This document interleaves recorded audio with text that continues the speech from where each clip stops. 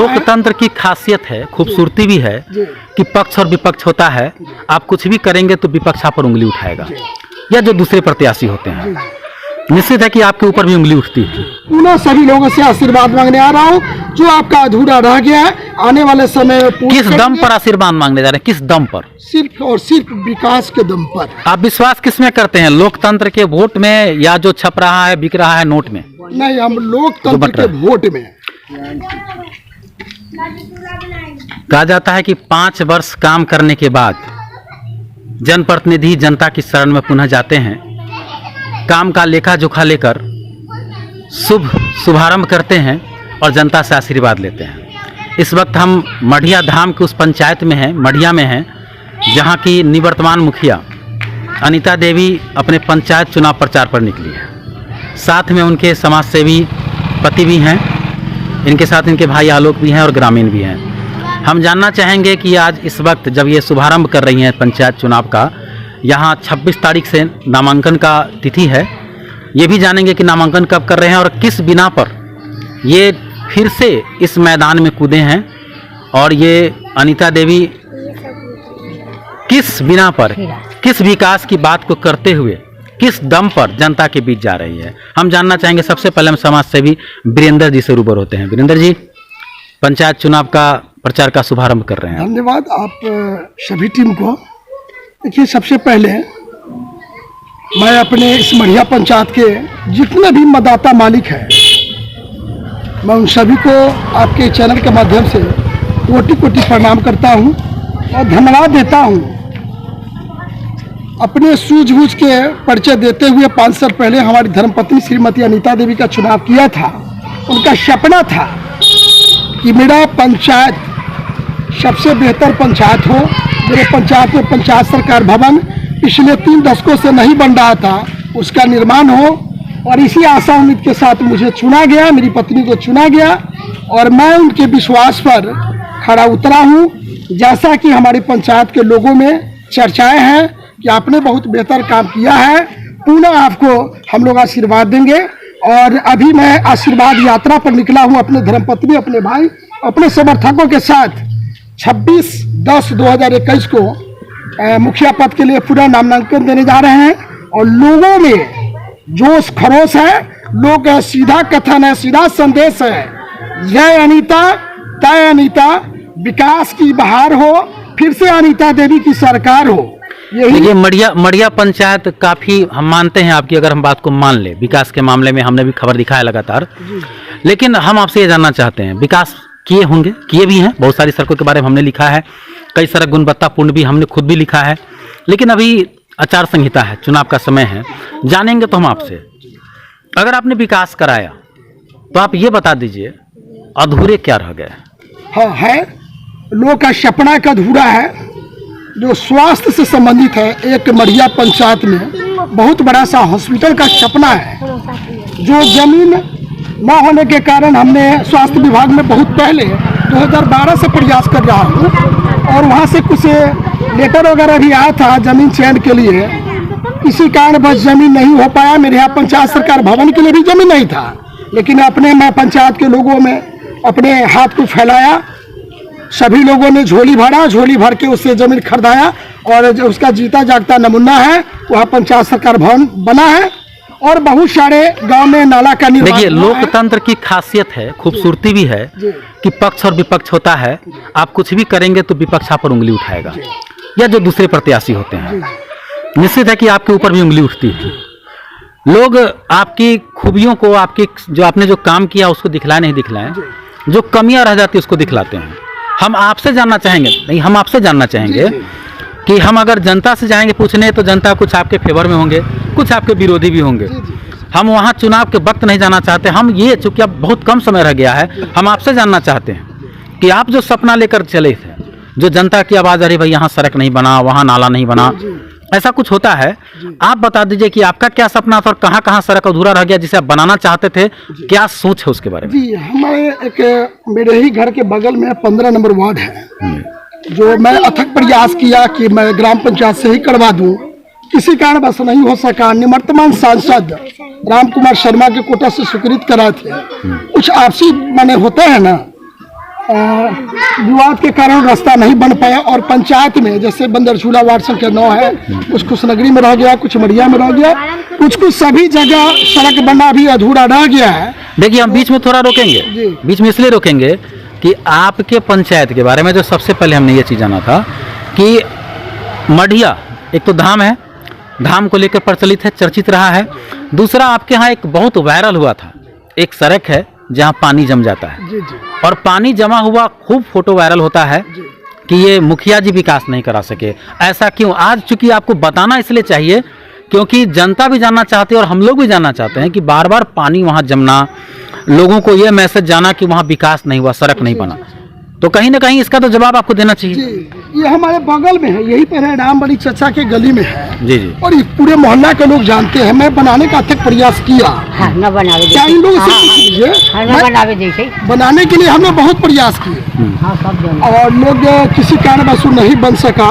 मैं हाथ पैर पकड़ता हूँ, लोगों से मैं निवेदन करता हूँ, जो हमसे बन पड़ा मैं बेहतर किया, आपके नज़र में है, और जो अधूरा रह गया मैं उसके लिए क्षमा चाहता हूँ पूरे पंचायत के लोगों से। मैं पुनः सभी लोगों से आशीर्वाद मांगने आ रहा हूँ, जो आपका अधूरा रह गया है आने वाले समय में पूर्ण किस दम करेंगे। पर आशीर्वाद मांगने जा रहे हैं? किस दम पर? सिर्फ और सिर्फ विकास के दम पर, जो 75 सालों में नहीं हो पाया, ये मैं नहीं बोल रहा हूँ, यहाँ के लोग का कथन है। अब इन चाची लोग से पूछ लीजिए कितना विकास हुआ है, हमारी विकास से कितना संतुष्ट है, ये लोग ग्रामीण लोग हैं, आपको बता देंगे।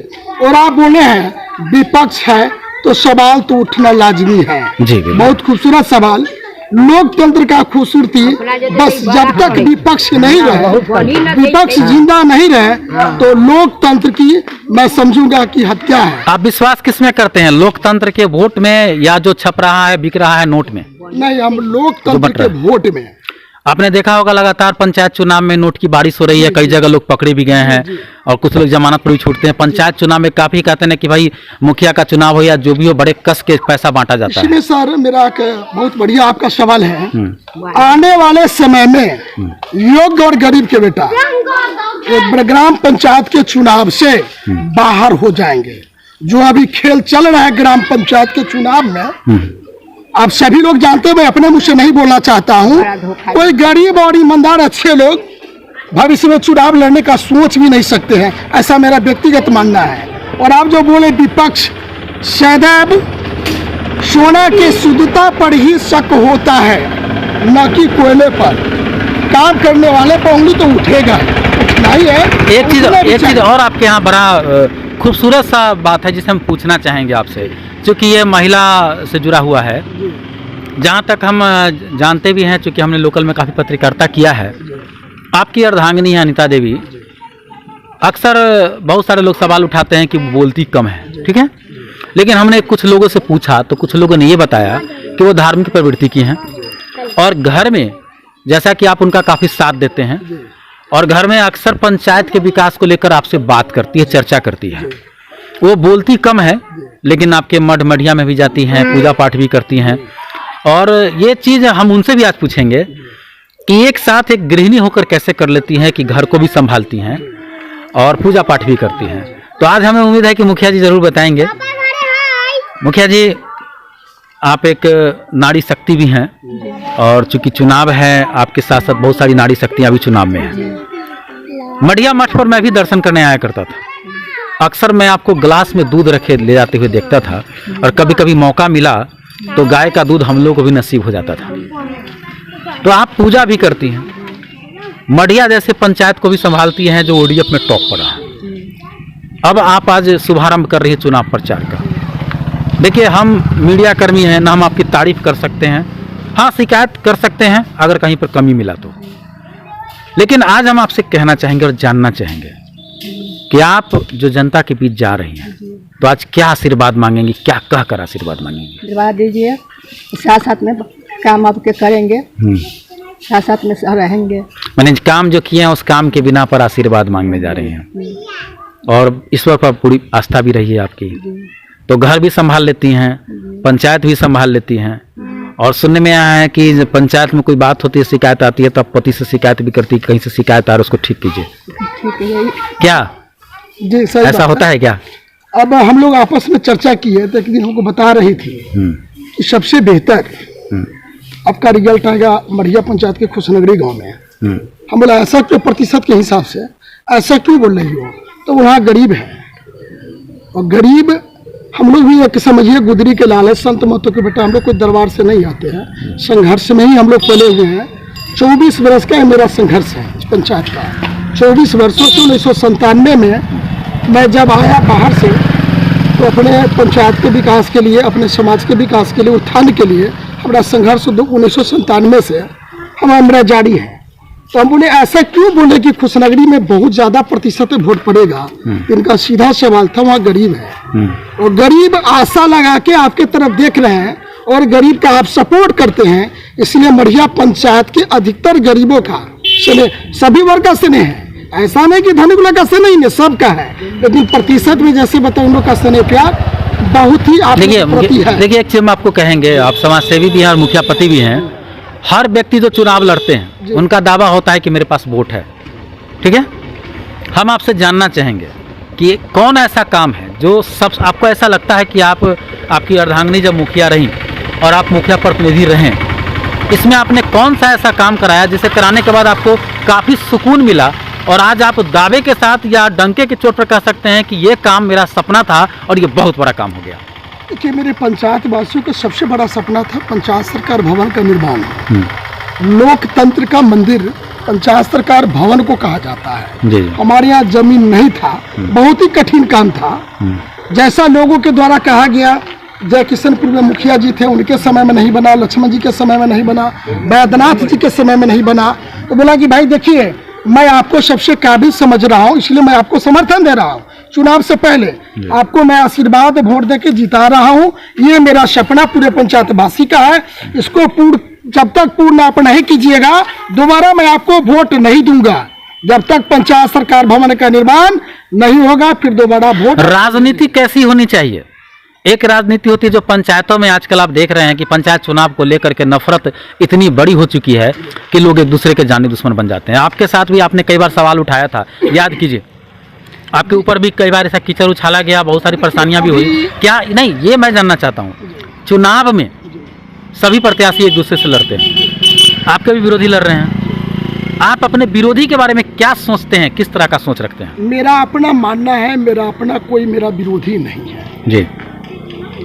विरोधी किसी व्यक्ति का नहीं होता है, विरोधी सिद्धांत का होता है जी। मैं अपने आप को किसी को विरोधी नहीं मानता। अगर कोई मढ़िया पंचायत के हित का काम जिसमें आपके जो आज इंगेस्ट में खड़े हैं, अगर सभी लोग, कोई दूसरा भी व्यक्ति अगर चाहता हो या समाज का लोग जो ये समाज के लिए बेहतर है, ये काम होना चाहिए, तो उस वक्त आप राजनीति प्रतिद्वंदता देखेंगे या साथ में मिलकर कोई अच्छे काम को करेंगे? साथ में मिलकर काम करेंगे, लोकतंत्र में मिलकर काम करेंगे।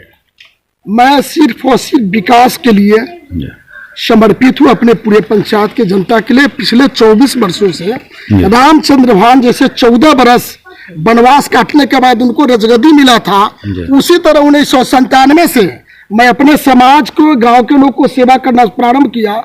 तब जाके 2012 में हमारी पत्नी पहली बार पंचायत समिति के चुनाव जीती। कोरोना गाइडलाइन भी है, प्रोटोकॉल का पालन भी करना है, और इस बीच में आप हम देख रहे हैं कि काफ़ी कम संख्या में लोगों के साथ निकले भी हैं।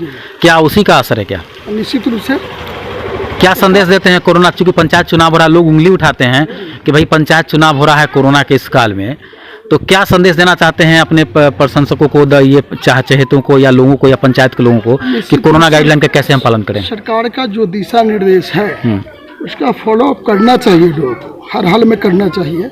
सरकार कोई भी गाइडलाइन जारी करती आम लोगों के हित के लिए करती है, इसलिए उसका पालन 100% लोगों को करना चाहिए। ये मेरा संदेश है, सभी लोग से मेरा निवेदन भी है, अनुरोध भी है। तो आज आप अर्धांगिनी के साथ निकल पड़े हैं प्रचार में? जी। आज से आपका शुभारंभ है। नामांकन कब दे रहे हैं आप? 26/10/2021 को। 26/10 को। आइए, सभी अपने पंचायत के जनता को आपके चैनल के माध्यम से भी निमंत्रण दे रहे हैं। आप सभी लोग सादर आमंत्रित हैं।